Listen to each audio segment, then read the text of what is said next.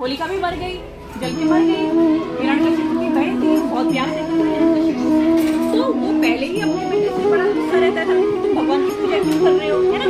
तो उसको और गुस्सा आ गया, क्या क्या गुस्से में उसने प्रहलाद को पकड़ लिया, और उसको मारना शुरू कर दिया।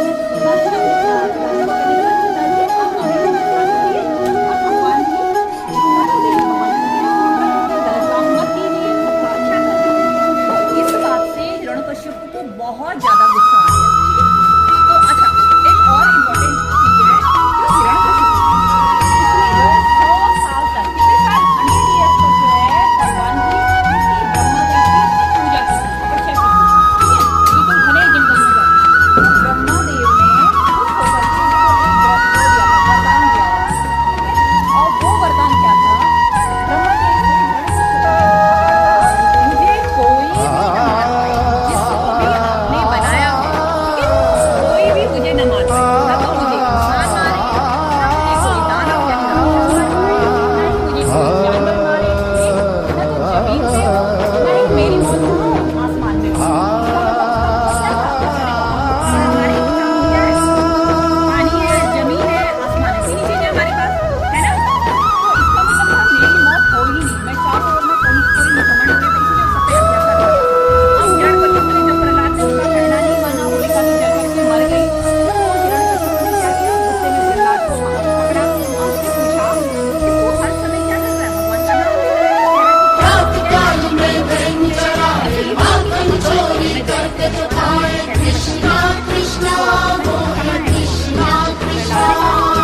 वृंदावन में रास रचाए, मुरली की धुन पे सबको नचाए, कृष्णा कृष्णा कृष्णा कृष्णा, गोवर्धन गिरधारी, कृष्णा कृष्णा, और मुकुट सिरधारी, कृष्णा कृष्णा, कृष्णा कृष्णा मोहन, कृष्णा कृष्णा, कृष्णा कृष्णा मोहन, कृष्णा कृष्णा, कृष्णा कृष्णा मोहन, कृष्णा कृष्णा। खंबे के अंदर भगवान है, तो देखा मैं आज तुझे खुद मारने वाला हूँ, देखता तुझे तेरा भगवान जो है कैसे बचाता है। और उसने जो पिलर था, जो खंबा था, उस पे मुक्का मारा, खंबा फट गया, ठीक है। अब जैसे ही खंबा फटा, तो क्या हुआ, उसके अंदर से कौन आ गए, भगवान। उन भगवान का नाम था नरसिंह। क्या था, अच्छा, उनको नरसिंह क्यों बोलते हैं, नर का मीन होता है आदमी, सिंह का मीन होता है शेर। अब उन भगवान का क्या था, उनका जो सर होता है, हेड होता है ना, वो था शेर का, लॉयन का, ठीक है। और जो ये हेड होता है, ये नीचे वाला पोर्शन होता है गर्दन से नीचे, वो थे बिल्कुल इंसान का। अब ये सोचिए जरा, ऐसा रूप में क्यों आए होंगे भगवान, क्यों आए होंगे, तो सोचो तो, किसी को आ रहा है ध्यान। मैंने अभी क्या कहा था, हिरण्यकशिपु ने वरदान था ना उन्हें, मुझे ना तो कोई जानवर मार पाए, ना इंसान मार पाए, लेकिन जो भगवान थे, नरसिंह भगवान, वो तो क्या थे, उनका तो आधा हिस्सा जानवर का था, आधा हिस्सा किसका था, इंसान का। इसलिए न तो वो पूरी तरह जानवर थे, ना ही इंसान थे, है ना, है कि नहीं है। ना तो आप उनको इंसान भी नहीं कह सकते, जानवर भी नहीं कह सकते।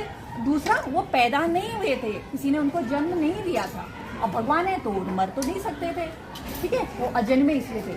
तीसरी बात जो है, किसने, हिरण्यकशिपु ने वरदान मांगा था, मेरी मौत न तो कब हो, रात को हो, न दिन को हो, कहा था।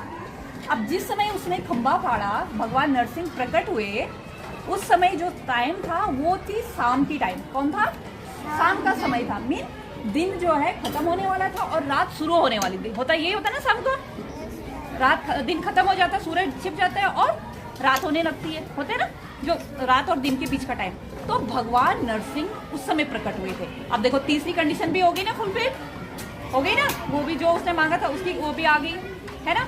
और चौथा उसने कहा था मुझे कोई भी किसी भी औजार से, अस्त्र से, शस्त्र से न मार पाए, किसी भी हथियार से न मार पाए। तो भगवान विष्णु जो नरसिंह थे उनके थे लंबे लंबे नाखून, बहुत लंबे तीखे नाखून थे, ठीक है। उसकी पांचवी विश थी नरसिंह की, हिरण्यकश्यप की, कि न तो मैं जमीन पे मारा जाऊं, न पानी में मारा जाऊं, न ही आसमान में मारा पाऊं, ठीक है। तो भगवान विष्णु ने क्या किया, उसको उठाया, किसको, हिरण्यकश्यप को, और रख दिया अपनी गोद में। अब देखो गोद में रखा है, ना तो जमीन है, ना आसमान है, ना ही पानी है, वहां पे गोद में है वो भगवान की, ठीक है। उसने कहा था कि अस्त्र शस्त्र से ना मेरी मौत होगी। तो भगवान ने क्या किया, उसको गोद में पकड़ा, शाम का टाइम था, न तो अंदर न बाहर, और भगवान बिल्कुल ले गए उसको, जो घर होता है, घर की चौखट होती है, जैसे ये चौखट है हमारी चौखट, पता है ना। अब देखो मैं ना तो अंदर हूँ ना बाहर हूँ, जो घर का दरवाजा होता है उसकी जो चौखट होती है वो अंदर भी नहीं होती बाहर भी होती है, ठीक नीचे का होते ना, उसको बोलते हैं चौखट। आप उसको अंदर भी नहीं कह सकते, बाहर भी नहीं कह सकते। तो भगवान ने उसको पकड़ा, गोद में उठाया और सीधा ले गए कहाँ, उस दरवाजे के नीचे, यानी उस चौखट पे ले गए उसको, ठीक है ना, अंदर ना बाहर, बीच में ले गए उसको, गोद में है। और लंबे लंबे जो भगवान के नाखून थे, भगवान को गुस्सा आया हुआ था, क्योंकि उसने जो है विष्णु ने हिरण्यकश्यप ने, उनका जो भक्त था प्रहलाद, यानी हिरण्यकश्यप का अपना बेटा, उसको बहुत परेशान कर रखा था, मारना चाहता था। उन्होंने अपने लंबे नाखूनों से क्या किया था, हिरण्यकश्यप का पेट फाड़ दिया, ठीक है, पेट फट गया, वो मर गया, ठीक है। तो भगवान ने ऐसे करके क्या किया, अपने जो भक्त थे ना प्रहलाद, है ना, उनकी रक्षा कर दी।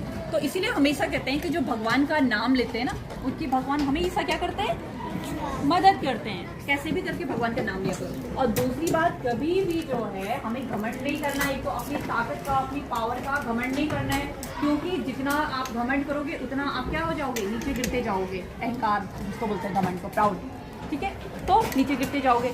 चौथी बात, कभी भी कोई भी बुरा काम नहीं करना है, गलत काम नहीं करना है, किसी को तंग नहीं करना है, अब्यूजिंग यानी गाली नहीं देनी, अपशब्द नहीं बोलना है, ठीक है। जो ये सब नहीं करता है, कहना नहीं मानता है, क्योंकि प्रहलाद जो अपने पिताजी को बार बार कहता रहा कि आप गलत मत कीजिए, गलत मत कीजिए, लेकिन उसने नहीं माना, ठीक है।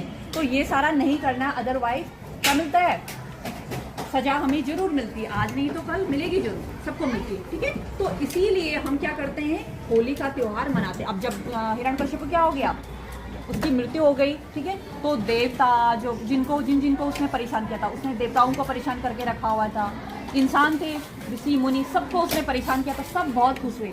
और वो इतने खुश हुए कि देवताओं ने स्वर्ग से क्या किया, फूलों की बारिश की, ठीक है, खुश होकर के। और जो इंसान थे उन्होंने जो है मिल करके क्या उड़ाया, खुशी में रंग उड़ाया, जो आप होली खेलते हैं ना, गुलाल, वो उड़ाए। तो इसीलिए उस दिन से हम लोग होली का त्योहार मनाते हैं, ठीक है।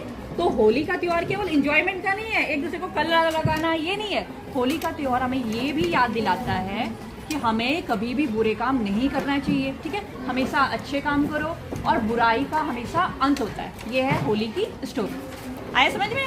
तो कभी भी गलत काम नहीं करना है, झूठ नहीं बोलना है, कोई भी क्या नहीं करना है, किसी को घमंड नहीं करना, किसी को परेशान नहीं करना, और अपने से बड़े को हमेशा क्या मानना है, कहना मानना। भगवान को हमेशा याद करो, किसी भी रूप में करो, हमेशा याद करो, ठीक है। नहीं लगी अच्छी